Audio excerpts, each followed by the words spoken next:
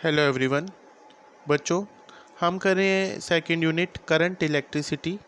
उसमें हम new topic पढ़ने जा रहे हैं आज, रेजिस्टेंस। सबसे पहले हम पढ़ेंगे रेजिस्टेंस की एसआई यूनिट है ओम। ये जॉर्ज साइमन ओम साइंटिस्ट के नाम पर ही रखी गई है। 1 ओम जो होता है उसका सिंबल जो होता है ये ब्रैकेट में बना हुआ है, इसे हम ओमेगा कहते हैं।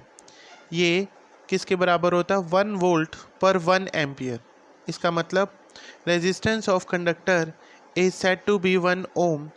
उसे 1 ओम जितना कहा जाएगा इफ़ करंट ऑफ 1 एम्पियर, अगर एक करंट जो है वो कितने का 1 एम्पियर का फ्लो करे मतलब बहे, यानी कंडक्टर के एक तरफ से दूसरी तरफ चार्ज मूव करें through when potential difference of 1 volt is applied across it. जब पोटेंशियल डिफरेंस कितने का लगाया गया है?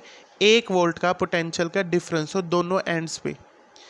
डायमेंशंस ऑफ रेजिस्टेंस ये भी काफ़ी बार एग्जाम में पूछी जाती है।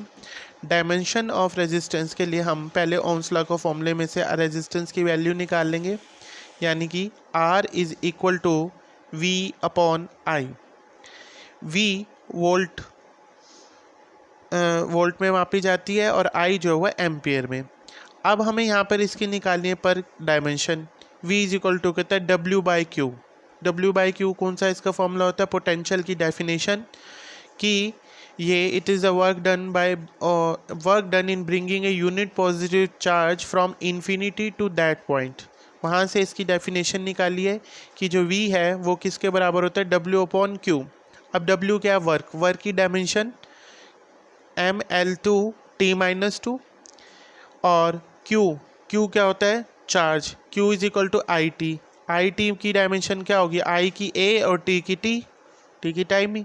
और नीचे किसकी आएगी? I की किसको मापते हैं? A एम्पियर में। इन सबको हम सॉल्व कर लेंगे और हमारी रेजिस्टेंस जो है वो कितनी आ जाएगी? mL/2T-3A-2। उसके बाद resistance is measured by instrument called ohm meter. Resistance को हम जिससे मापते हैं वो क्या होता है? ओम मीटर से हम माप सकते हैं। ये हमारी लैब में होता है। उसके बाद है कॉज ऑफ रेजिस्टेंस। रेजिस्टेंस का कारण क्या है? अब ये रेजिस्टेंस का मतलब होता है रुकावट। ये कैसे रुकावट और किसको रुकावट, ये चीज़ समझेंगे हम। Collision of charge carrier are the basic cause of resistance, यानी जब चार्ज कैरियर मूव करते हैं तो वो रास्ते में टकराते हैं, आपस में भी टकराते हैं और जो दूसरे आयंस प्रेजेंट होते हैं मटेरियल में उनके साथ भी टकराते हैं, तो वो उसका कारण बनता है रेजिस्टेंस का। तो यही बता रहा है when potential difference is applied across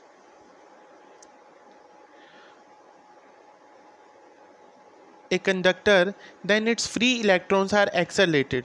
तब उसके फ्री एंड से इलेक्ट्रॉन्स जो होते हैं वो क्या करते हैं? एक्सेलरेट करते हैं। On their way they frequently collide with positive metal ions. और अपने रास्ते में चलते समय वो फ्रीक्वेंटली यानी जल्दी जल्दी टकराना होता है उनका किसके साथ? Positive metal ions. Positive ions कहाँ से आते हैं? जैसे कोई एटम है उसमें से इलेक्ट्रॉन चला गया उसका, तो वो पॉजिटिव चार्ज हो गया ना उसके ऊपर। अब वो पॉजिटिव चार्ज वाला मटेरियल के अंदर ही पड़ा है मेटल आयन, जब दूसरा इलेक्ट्रॉन उसके पास आएगा जाएगा वो उससे टकराएगा। दस देयर मोशन इज अपोज्ड। इस तरीके से उसकी मोशन जो है वो क्या होगी? अपोज्ड होगी। एंड दिस अपोजिशन, इस अपोजिशन को ही हम रेजिस्टेंस कहते हैं। नेक्स्ट है factors on which resistance depends, कि वो फैक्टर्स जिन पे रेजिस्टेंस डिपेंड करती है। पहला फैक्टर है R is proportional to L। L stands for length of the conductor. Second है R inversely proportional to 1/A, यानी area of cross section. Area of cross section जिन दोनों सिरों पर आपने बैटरी के दोनों सिरे जोड़े हैं, टर्मिनल जोड़े हैं, उनको हम बोल रहे हैं area of cross section. R is proportional to 1/N। N यहाँ पर है नंबर डेंसिटी ऑफ इलेक्ट्रॉन्स, यानी कि number of electrons per unit volume. फिर चौथा फैक्टर रेजिस्टेंस जिस पे डिपेंड करती है वो है R is proportional to T, यानी कि टेम्परेचर। इन सभी फैक्टर्स को हम कंबाइन करके देखते हैं तो R is proportional to L/A होता है, यानी एन और टी जो है वो कांस्टेंट रख दिए हमने, प्रोपोर्शनल में ही है वो भी। R is proportional to L upon A. जब ये प्रोपोर्शनल का साइन हटता है तो यहाँ पर क्या आ जाता है, आर इज़ इक्वल टू का साइन आएगा यहाँ पर, R equal to rho L by A, जहाँ पर ये जो पी जैसा सिंबल नज़र आ रहा है, R equal to rho L by A, यहाँ पर रो जो है वो क्या चीज़ है, एक कांस्टेंट है। इसको ही हम बोलते हैं इलेक्ट्रिकल रेजिस्टिविटी, और या फिर स्पेसिफिक रेजिस्टेंस भी इसे हम कहते हैं। उसके बाद है effect of temperature on the resistance, यानी टेम्परेचर का क्या इफ़ेक्ट रहता है टेम्परेचर के ऊपर। इसके लिए हमने पहले रेजिस्टेंस का फॉर्मूला लिखा कि R equal to m l upon n e square tau. यहाँ पर m क्या चीज़ है, mass of the charge particle, l length of the conductor, n जो है वो number of electrons per unit volume, e जो है वो क्या है इलेक्ट्रॉनिक चार्ज, टॉ जो है वो क्या है रिलैक्सेशन टाइम। अब इन सभी चीज़ों को देखते, मतलब इन सब फैक्टर्स को हम देखते हैं तो इसमें हम देख रहे हैं कि R जो है वो इन्वर्सली प्रोपोर्शनल है किसके, टॉ के। ठीक है, इससे हम पता करेंगे कि इफेक्ट क्या पड़ता है टेम्परेचर का, एक्सप्लेन करेंगे। When temperature of the conductor increases, जब किसी कंडक्टर का टेम्परेचर बढ़ता है, देन आयंस और एटम्स ऑफ द मेटल, तब आयन या एटम के अंदर जो चार्ज पार्टिकल होते हैं, मतलब पूरे मेटल के अंदर सभी पार्टिकल्स क्या करते हैं, वाइब्रेट करते हैं विद ग्रेटर एम्पलीट्यूड। गर्म होने पर या टेम्परेचर बढ़ने पे वो और ज़्यादा स्पीड उनकी हो जाती है।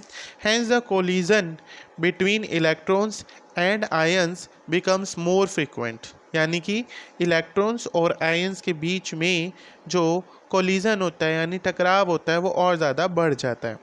Therefore opposition to the flow of electron increases, जितना ज़्यादा उनको चलते समय रास्ते में रुकावट आएगी, टक्कर होगी, उतनी ज़्यादा ही तो ऑपोजिशन होगी ना। इसलिए हम कह रहे दस रिलैक्सेशन टाइम डिक्रीजेस, इसलिए हम कह रहे रिलैक्सेशन टाइम जो है वो डिक्रीज हो गया। एंड रिलैक्सेशन टाइम इंक्रीजेस, यानी रिलैक्सेशन टाइम हो गया है एक, और दूसरा है कौन सा, इनके टकराने का जो रेट है वो बढ़ गया है, और ये रिलैक्स क्या हो गया, कम हो गया। रिलैक्सेशन टाइम होता है मतलब जितनी देर ये टकराते ही नहीं है, बीच बीच का टाइम, मतलब एक बार ही टकराया फिर दूसरी बार टकराया तो बीच में जितनी देर के लिए फ्री ऑफ कोलिजन रहता है उसको हम बोलते हैं कोलिजन टाइम। वो क्या होगा, जब अगर टकराने जल्दी जल्दी टकराएंगे तो बीच में फ्री वाला टाइम कम हो गया, तो हम कह रहे हैं कि relaxation time decreases and hence the resistance of conductor increases, क्योंकि रेजिस्टेंस जो है वो इन्वर्सली प्रोपोर्शनल है किससे, रिलैक्सेशन टाइम से। अब टाइम ये घट रहा है तो ये वाली चीज़ क्या करेगी, बढ़ जाएगी, क्योंकि इन्वर्सली प्रोपोर्शनल है। इसके बाद हम एक ये छोटा सा न्यूमेरिकल देख रहे हैं।